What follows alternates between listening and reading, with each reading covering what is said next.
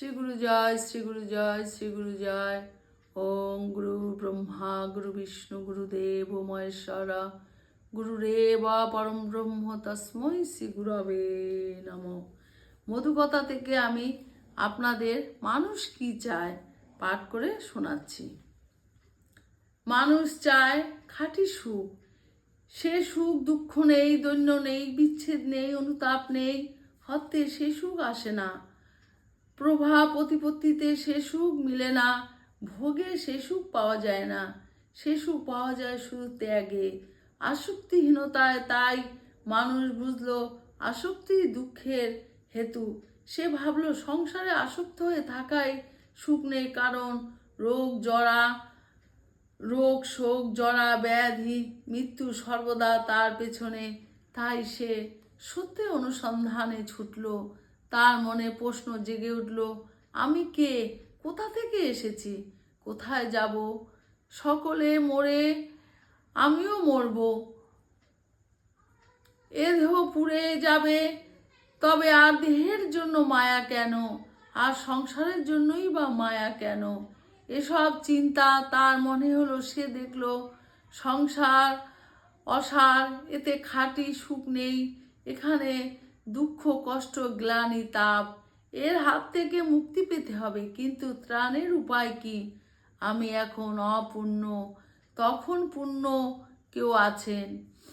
আমার শক্তি যখন সীমাবদ্ধ, তখন আমি সর্বশক্তিমান কেউ আছেন, যিনি বিশ্ব সৃষ্টি করেছেন, যিনি চন্দ্র সূর্য জীব সব সৃষ্টি করেছেন।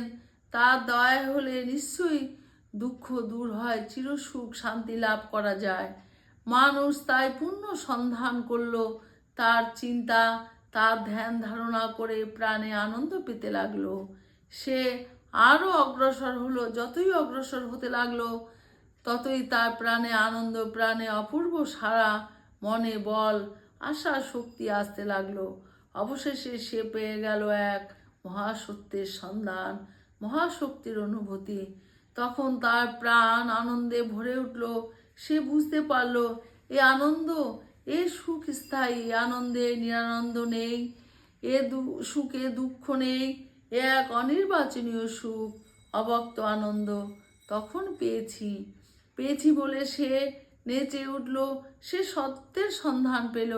সে ঘোষণা করল, তিনি আছেন, তিনি আছেন, তিনি এ বিশ্বের নিয়ন্তা, তিনি জগতের স্রষ্টা, তিনি সকল সুখ সকল আনন্দের উৎস।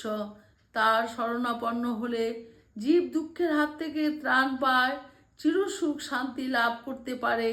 তিনি পরম ব্রহ্ম, তিনি সর্বশক্তিমান, তিনি এক, তিনি অদ্বিতীয়, তিনি আনন্দ স্বরূপ, তিনি অনন্ত, তিনি বিষ্ণু ব্রহ্মাণ্ড তাতেই লীন ছিল। সে হলো এক অব্যক্ত অবস্থা। ব্যক্ত অবস্থায় তিনি প্রস্ফুটিত কমলের মতো ফুটে উঠলেন। যা কুড়ি ছিল তা বিকশিত হলো। তাই হলো এই জগৎ। এরূপে খাঁটি সুখ অনুসন্ধানে মানুষ চিরসত্য লাভ করলো।